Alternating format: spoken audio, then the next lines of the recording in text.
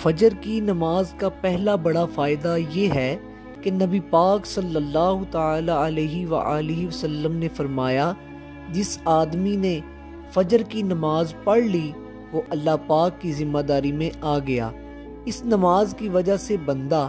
اللہ پاک کی ذمہ داری میں آ جاتا ہے اور بندے کے دن کے تمام کام آسان ہو جاتے ہیں۔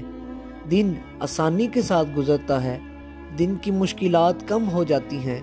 بندے کے اوپر اللہ پاک کی رحمت ہوتی ہے۔ فجر کی نماز کا دوسرا بڑا فائدہ یہ ہے کہ نبی پاک صلی اللہ تعالی علیہ وآلہ وسلم نے ارشاد فرمایا،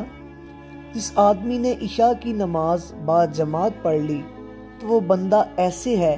جیسے اس نے آدھی رات نماز پڑھی، اور فرمایا کہ جس آدمی نے فجر کی نماز بھی با جماعت پڑھ لی وہ بندہ ایسے ہے جیسے اس نے ساری رات نماز پڑھی۔ تو کتنی بڑی خوشخبری ہے کہ بندہ رات کو سوئے اور صبح اٹھ کر کچھ وقت کے لیے اللہ پاک کے سامنے کھڑا ہو جائے اور فجر کی نماز پڑھ لے، تو اس پہ اللہ پاک کتنا بڑا ثواب دیتا ہے، پوری رات نماز پڑھنے کا ثواب۔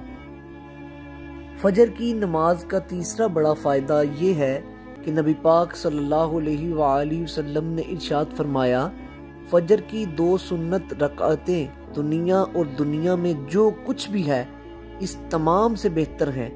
ہم اس دنیا کے لیے ہی نماز کو چھوڑ دیتے ہیں، لیکن اللہ پاک کے نبی کیا فرما رہے ہیں کہ فجر کی 2 سنت رکعتیں دنیا اور دنیا کی تمام چیزوں سے بہتر ہیں۔ تو دنیا کی کیا حیثیت ہے، اس دنیا کی وجہ سے ہمیں نماز نہیں چھوڑنی چاہیے۔